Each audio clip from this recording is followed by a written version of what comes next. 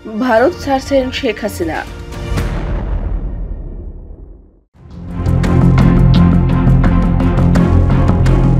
ছাত্র জনতার তুমুল আন্দোলনের মুখে প্রধানমন্ত্রীর পদ থেকে ক্ষমতাচ্যুত হন শেখ হাসিনা।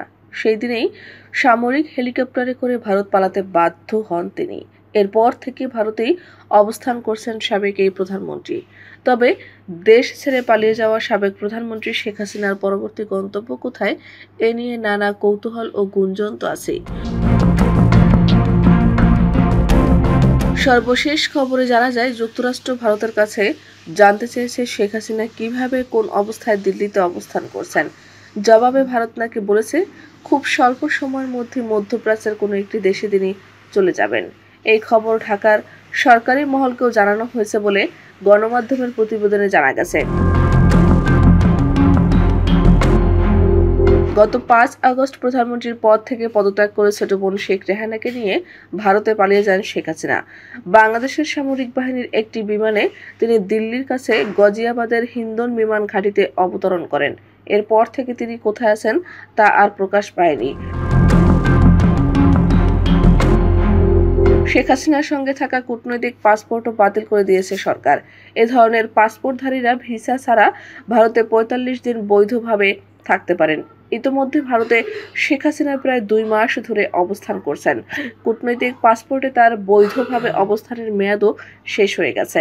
এখন তিনি কোন স্ট্যাটাসে দেশটিতে অবস্থান করছেন তা পরিষ্কার নয়। ভারতের পক্ষ থেকেও বিষয়টি খোলাসা করা হয়নি।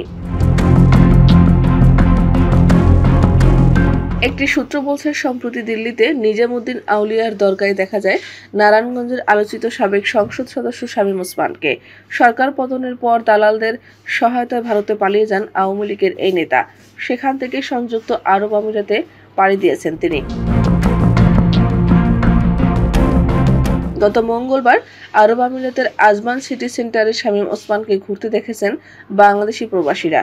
এ সময় তার সঙ্গে বোরকা পরিহিত ২ নারীকেও দেখা যায়। তাদের ৩ জনের হাতেই লাল সুতা বাঁধা ছিল। ধারণা করা হচ্ছে, সম্প্রতি ভারতে নিজামুদ্দিন আউলিয়ার দরগাতে এই সুতা বেঁধেছেন তারা।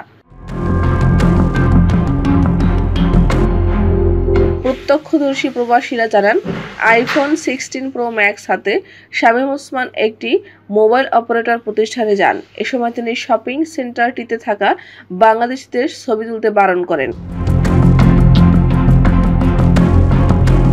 শামীম ওসমানের ঘনিষ্ঠ অনুসারীদের মাধ্যমে জানা যায়, পরিবারের সদস্যদের পাশাপাশি ঘনিষ্ঠ অনুসারীদের দুবাইয়ে পুনর্বাসনের চেষ্টা করছে ওসমান পরিবার। কেউ কেউ বলছেন, শেখ হাসিনাও হয়তো আরব আমিরাতে যেতে পারেন, তবে এ তথ্যের কোনো সঠিক সূত্র পাওয়া যায়নি।